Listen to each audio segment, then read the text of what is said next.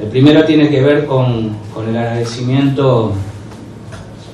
a esto que uno entiende desde que es militante, el trabajo colectivo o el héroe colectivo, uno como militante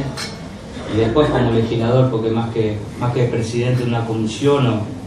o tener la responsabilidad de que esta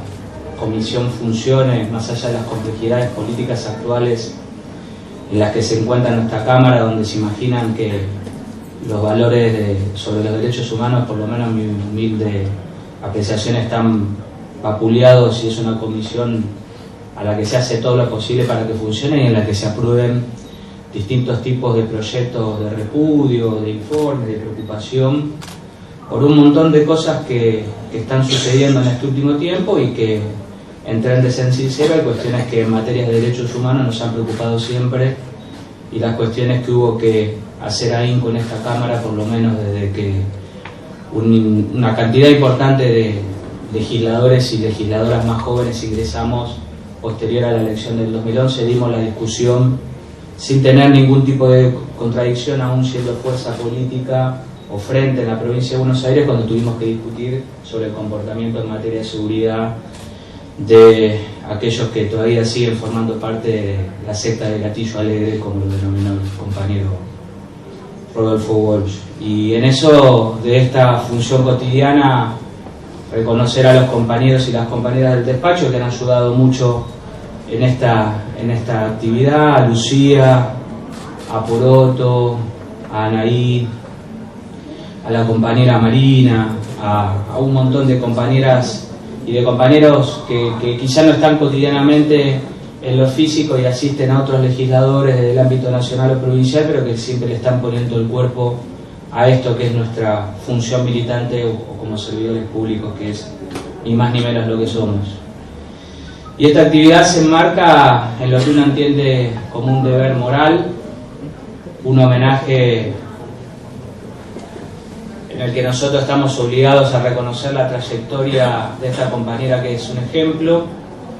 pero que particularmente siempre señalamos algo cuando escribimos un proyecto y lo fundamentamos también con estos compañeros que yo señalé. Uno no puede ser un escribano desde este lugar. Uno, cuando toma un caso, una situación, un proyecto de expropiación, un repudio porque reprimieron a los trabajadores o acosaron o persiguieron a alguna familia en particular, o cuanto tema o iniciativa presentemos en esta Cámara, le tiene que poner el tiempo y el cuerpo. Si no, solamente hace un copy y pegue de una noticia, suma una cantidad de proyectos que quizá es lo que le preocupa a algunos hombres y mujeres en distintos ámbitos de la política, para ser el que más proyectos presentó. Pero nosotros entendemos, y la compañera que ha estado en el ámbito legislativo seguramente coincide, para nosotros un proyecto lleva la aprobación familiar, el conocimiento del caso, el estudio del caso, si no, solamente somos alguien que puso una firma y un sello, y eso no tiene que ver con los militantes políticos. Por eso el agradecimiento a María, a sus nietos, que nos permitieron hacer este homenaje. Yo no me hubiera atrevido a sentarme acá a invitar gente poniéndole el propio criterio, porque en definitiva, como lo agradecieron las compañeras y los compañeros que me presidieron en la palabra, este panel de compañeras y de compañeros lo decidió María como familiar. Y como decía recién, es muy difícil de hablar de alguien a quien uno no le llega ni a la suela del zapato, no por diferencias etarias, sino por todo lo que ha construido esta compañera. También hay sobradas muestras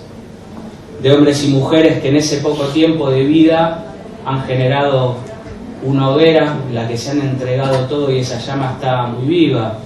Quizá desde Vita para acá uno podría señalar a Eva, a las 30.000 compañeros y compañeros que sin duda han marcado una huella y un camino, obviamente, para que uno pueda seguir copiando. Y a medida que uno va conociendo la historia de Adelina, más allá de conocer las generalidades de un montón de madres y de abuelas que han dejado un recuerdo imborrable y que todavía llevan adelante una inmensa actividad a la que hoy más que nunca hay que fortalecer y acompañar puesto que vemos la actitud del gobierno nacional y provincial con algunas cuestiones, que a veces son marchas adelante y marchas hacia atrás que toman en función de la enérgica postura de los organismos de derechos humanos y de quienes estamos en el ámbito de la política para no permitir ese retroceso. Pero agradecerle a la familia en particular, y esto que decía de conocer la multiplicidad o un montón de fases de esa Adelina que colaboró con los orígenes de SUTEBA, con su sindicato como docente. En definitiva, creo que Adelina fue docente hasta el último día de su vida en términos pedagógicos o explicando con su archivo, con su conducta, un modelo a seguir o siendo testigo vivo de un montón de cosas que le pudo transmitir a un montón de militantes. La Adelina que tenía el inmenso coraje de fotografiar, quizá a veces con un poco de astucia y a escondidas, y no porque era cobarde, sino porque era inteligente, y la sagacidad, como lo señalaba recién el gitano cuando trazaba un paralelismo con esta cuestión de Julián como escritor y como detective, la inmensa capacidad de Adelina y ese coraje para poder investigar y traer esa cantidad de documentación, de certificados de defunción, esta cuestión de haber investigado el comportamiento del cementerio de La Plata en el circuito de lo que era la morgue, el cementerio dentro del circuito Camps. Así que insisto con esto, y perdón con caer en las reiteraciones, se hace muy difícil agregar un montón de cuestiones sobre esta gigante, máxima cuando han hablado un montón de compañeros. Y quizá una frase o una cuestión para rescatar sin ánimo de autoflagelarme. Cuando recién hablaban sobre Néstor y Cristina y sobre los últimos 12 años, pensaba que uno está acá sentado gracias a ellos dos. Que si bien Néstor pidió perdón en nombre del Estado, uno como militante político tiene que tener la humildad de mirar a las madres y pedirle perdón en nombre de una sociedad que no se suma a tiempo a una batalla que era de todos. Y esto lo digo entendiendo de que muchos hombres y mujeres nos sumamos a la política del 2003. Y que sin querer, en una sociedad liberal, en una sociedad que en definitiva te expulsaba de la política si no tenías una familiar o algún compañero que te acerque, te llevaba al egoísmo de esa sociedad liberal y estábamos sumidos en una apatía total y muchos de nosotros quizá canalizábamos el enojo, un montón de insatisfacciones en una sociedad, contenidos en una banda de rock o en una hinchada o en un equipo de fútbol, quizás quitando una bandera simpatizando con un equipo y no una bandera de un político, y eso en definitiva era lo que beneficiaba esos proyectos que desde el 83 hasta el 2003, sin ánimo de ofender a nadie, pero soy muy claro en mi postura, había generado millones de desaparecidos sociales. Y no pudimos estar tampoco con las madres el 19 y el 20 de diciembre cuando la policía le tiraba los caballos. Por eso, quizá desde el 2003 hasta hoy, muchas compañeras y compañeros militamos fuertemente tratando de recuperar todo ese tiempo que perdimos y tratando de estar a la altura de las circunstancias. Y caímos sin querer en el error de, no lo digo personalmente, lo digo con la generalidad, de no entender a esas mujeres que caminaban en el sentido contrario del reloj. Y en definitiva los que íbamos en contramano éramos nosotros, porque no estábamos teniendo la capacidad de entender qué era lo que estaban haciendo esas mujeres que llevaban en su cabeza y que llevan ese pañuelo blanco. Por suerte, gracias a este gigante que sin querer o queriendo o en forma astuta, porque las madres lo reconocieron, no confiaron en Néstor. Casi nadie de los que militaban políticamente confiaron en Néstor. Quizá los que lo votamos por primera vez nos guiábamos con cuestiones muy básicas que eran mirar el aspecto, sus gestos, pero que no lo analizábamos políticamente. Seguramente si analizábamos quienes acompañaban a Néstor en ese tiempo, no lo hubiéramos votado y seguramente después habríamos estado al lado de él. Así que desde este lugar decirle a las madres, a la familia y a todos los compañeros que pelean por los derechos humanos en cualquier momento histórico y gubernamental, que hay un montón de compañeras y de compañeros que entendemos que la banca es algo colectivo, que no son mezquindades ni caprichos, que los hombres y mujeres de bien no tenemos precio, no somos corruptos y que vamos a estar a la altura de las circunstancias siempre, y que lo rubricaremos el día que no renovemos en nuestra banca producto que formamos parte de un proyecto político y no que sumimos año tras año cambiándonos la camiseta. Agradecerle a María, que me trajo un libro, La marca de la infamia, que yo no había leído. No suelo rogarme cosas que no hago y que no soy. Voy por la mitad del libro y no dejo de sorprenderme por cosas que leo. Y en estas cuestiones en materia de investigación pude aprender la diferencia entre el médico policía y el policía médico, ¿no? Y esta investigación que marca en quienes quizá no prestábamos tanta atención cuando uno habla de una dictadura cívico-militar y en parte también clerical. Lo digo con dolor porque soy cristiano, no practicante, pero creo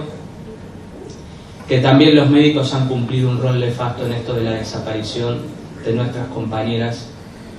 y nuestros compañeros. Recién, cuando hablaba Adelina,